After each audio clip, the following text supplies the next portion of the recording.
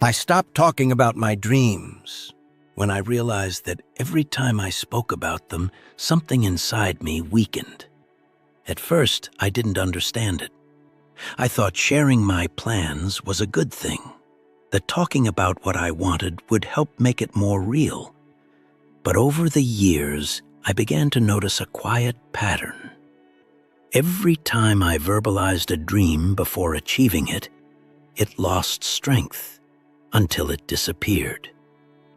This didn't happen once or twice. It happened so many times that I could no longer ignore it. Dreams that felt clear within me became confused after being exposed. Plans I once felt certain about began to waver after I shared them. And that's when I stopped observing the world and started observing my own mind. Within Buddhist teachings, there is something few truly understand. Anything that is still in the process of forming needs silence to grow. Just as a seed will not sprout if it is constantly exposed and handled, your dreams also need a protected inner space away from external interference and, most importantly, away from your own need for validation. I realized that when I spoke, I was trading construction for exposure. I wasn't strengthening the dream. I was anticipating the emotional reward of achieving it. And this created a dangerous illusion because the mind began to feel satisfied before any real action had taken place. That's when something shifted within me. I started to keep things to myself, not out of fear, not out of insecurity, but out of understanding. I realized that not everything that is born within you needs to be shared immediately. Some things need to mature in silence until they are strong enough to exist in the world without depending on anyone's opinion. If you observe honestly, you may notice the same pattern. How many dreams have you shared and never fulfilled? How many ideas lost strength after being exposed? How many times did you feel excited while talking, but didn't have the same energy to act afterward? After 100 years of observing the human mind, I can tell you clearly, it's not only difficulties that kill dreams. Often, it's the way you talk about them before the right time. And today, I want to share exactly this with you and what you should do. Before we continue, I ask you to subscribe to the channel and comment below the words, "I am grateful for achieving my greatest dreams." The first mistake I made for many years was believing that by talking about my dreams, I was moving closer to them. I felt excited when I shared them, as if they were taking shape, as if they were getting closer to happening. But what I didn't realize was that this feeling was not real progress. Over time, I noticed something very subtle. Every time I spoke about something I had not yet achieved, I felt a kind of relief, as if part of the journey had already been completed. And that made me feel lighter, but also less committed, because in some way, the mind already felt rewarded. Within Buddhist philosophy, there is a deep understanding of this. The mind constantly seeks satisfaction, even if it's an illusion. And when you verbalize a dream, you create a temporary sense of accomplishment as if it were already part of your reality. But that feeling is deceptive because it reduces the urgency to act. I began to realize that after I spoke, my energy would drop. What once felt clear and necessary started to lose intensity. not because the dream stopped being important, but because the mind had already experienced a superficial version of the reward. And this is dangerous because you begin to confuse intention with achievement. Talking becomes a substitute for action.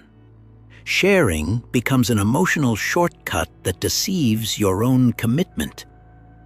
That's when I stopped. I stopped announcing what had not yet been built. I stopped chasing that premature sense of satisfaction. And I began to keep my plans within me, allowing them to grow through action, not words. And something very clear happened. When I didn't speak, I did more. When I didn't expose, I progressed. When I didn't seek validation, I built with greater depth. If you pay attention, you may notice this in yourself as well. How many times have you felt motivated when talking about something, but didn't sustain that same energy to follow through? Because the truth is simple, but hard to accept. When you talk too much about something that does not yet exist, your mind begins to believe you've already done enough. Over time, I realized that the problem wasn't only in speaking, but in who I was speaking to. This was one of the most delicate points, because most people don't realize how much external energy interferes with what is still being formed within you. When I shared my dreams, I didn't just receive words. I received interpretations, doubts, opinions, projections, and even insecurities that were not mine. And even when they came disguised as advice or concern, those influences began to mix with the clarity I originally had. Within Buddhist teachings, there is a very deep understanding of the mind. It is extremely sensitive to external influences, especially when it is not yet stable. A newly formed thought is fragile. It does not yet have the strength to withstand questioning or judgment. And that's exactly what I began to notice. Ideas that were once simple and clear started to fragment after being exposed. What I once felt certain about began to carry doubts that did not come from me, but now lived within my thinking. And the most dangerous part is that this happens quietly. You don't notice it right away, but over time, what was yours begins to weaken. Not because it no longer makes sense, but because it has been influenced by perspectives that did not come from your own experience. I began to understand that not everyone should have access to what is still growing within you.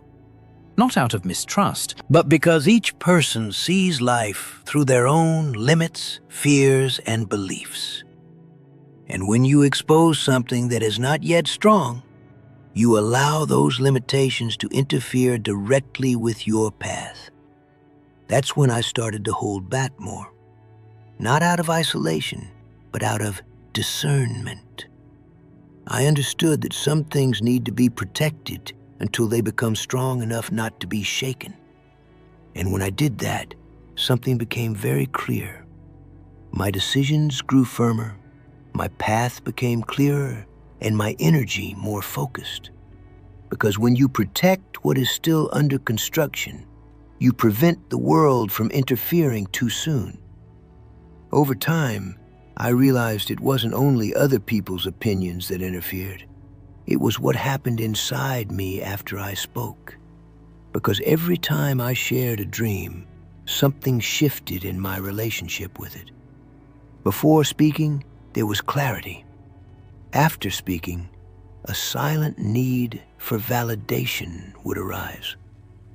I began to watch how it was received, to interpret reactions, to measure responses, and without noticing, my attention shifted away from the dream and toward other people's perception.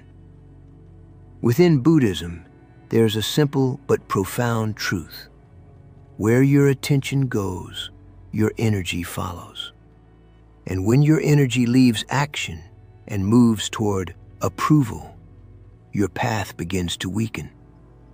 I began to notice that the more I spoke, the less I acted. Because part of me was already occupied with maintaining an image, explaining a plan, justifying an intention. And that drained the energy that should have been used to build. That's when I stopped sharing too early. I kept my attention on what truly mattered, making it happen. And when I did that, I realized something very clear. Dreams don't need to be explained. They need to be lived. Then I noticed something even more subtle. Many times, I wasn't speaking out of necessity. I was speaking out of ego. And that was difficult to accept because it disguises itself very well as excitement, as joy, as the desire to share. But when I looked honestly, I saw that when I talked about my dreams, there was a quiet desire to be recognized, to be admired, to be validated before I had accomplished anything. And that created an immediate sense of satisfaction that replaced true progress. Within Buddhist teachings, there is a constant warning about the ego. It always seeks to affirm itself, always seeks to exist through the perception of others. And when you talk about something you haven't done yet, the ego feeds on that possibility as if it were already part of your identity. The problem is that when the ego is satisfied too early, discipline weakens. I began to notice that after speaking, my sense of urgency would fade. That inner drive to act was no longer as strong, because part of me had already received enough attention to feel complete. And that delayed everything. That's when I began to embrace silence, not just as a strategy, but as awareness. I understood that not everything you feel needs to be exposed, especially when it has not yet been built. And when I started to keep more to myself, something changed deeply. I stopped seeking early recognition and began directing all my energy toward truly accomplishing things. Because in the end, the ego wants to show. But real transformation happens when you choose to act without needing to prove anything to anyone. It was at this point that I began to understand the true value of silence, not as the absence of speech, but as protection. Because within Buddhist teachings, silence is not empty. It is a space of cultivation, a place where what is still fragile can grow without interference. I realized that everything I kept in silence grew stronger. Ideas I didn't expose became clearer. Decisions I didn't share became firmer. Paths I didn't announce became more consistent. It was as if, by not exposing them, I was allowing them to take root within me. Meanwhile, everything I spoke about too early seemed to lose structure, like a flame exposed to the wind before it has grown strong. And that's when I understood something very simple. Not everything needs to be shared in the beginning. There is a time to plant, a time to cultivate, and a time to reveal. And when you mix these stages, you weaken the process. I began to treat my dreams as something that needed protection, not hidden out of fear, but preserved through awareness. I stopped talking while I was still building, stopped sharing while I was still understanding, stopped exposing while I was still strengthening. And in that silence, something shifted deeply. I began to trust myself more, depend less on others' reactions, and build with greater consistency. Because when you learn to cultivate in silence, you stop needing validation and start developing conviction. That's when I began to move differently. I started moving in silence, and that completely changed the way my dreams became real. Because when you don't speak, you direct all your energy into movement. Before, part of my energy was spent explaining, sharing, imagining how it would be received. But when I stopped doing that, something became very clear.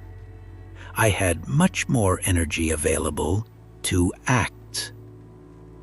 Within Buddhist teachings, there is a simple understanding. The energy you disperse does not return. And when you talk too much about something that does not yet exist, you scatter that energy in many directions instead of concentrating it where it truly matters. I began to notice that when I remained silent, my steps became more consistent. I didn't need to justify, didn't need to prove, didn't need to maintain external expectations. I simply moved forward. And what's most interesting is that when you move in silence, you also protect yourself from something few people notice: pressure. Because the moment you speak, you create expectations, both in others and in yourself. And those expectations often turn into weight. But when you don't announce, you gain freedom. Freedom to adjust, to make mistakes, to change, to grow without being tied to what was said. That's how many of my dreams finally became reality. Not because I talked about them, but because I stopped talking and began to act in a consistent, silent, and continuous way. And over time, something became evident. What is built in silence, when it appears, does not need to be explained. After 100 years observing the mind, people, and how life is truly built, I can tell you something with absolute clarity. Your dreams don't die because they are difficult. They die because you expose them before they are ready. It's not the world that destroys what you want to build. Often it's the way you relate to it. When you speak too early, you lose energy, absorb doubts, seek validation, and create a false sense of accomplishment. And little by little, what once felt alive inside you begins to disappear. But when you understand this, everything changes. You stop announcing and start building. You stop seeking approval and start developing conviction. You stop talking about what you want to do and begin quietly to do it. And there is something very important I learned along this path.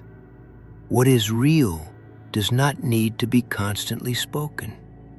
When something is truly rooted within you, it sustains itself through action, not explanation. Within Buddhist philosophy, there is a simple principle. What is cultivated with attention and silence grows strong, and what is exposed too early becomes fragile. So if you want to protect your dreams, don't start by telling everyone. Start by taking care of them. Give them time, give them consistency, give them presence. Let them grow within you before they exist outside. And when they finally become real, you will notice something interesting. You will no longer feel the need to explain how it happened. Because in the end, true dreams don't need to be announced. They simply appear. If this message made sense to you, stay on this path of awareness. Subscribe to the channel and follow the next videos, because there are things that, when you understand them in silence, begin to transform your entire life without anyone noticing.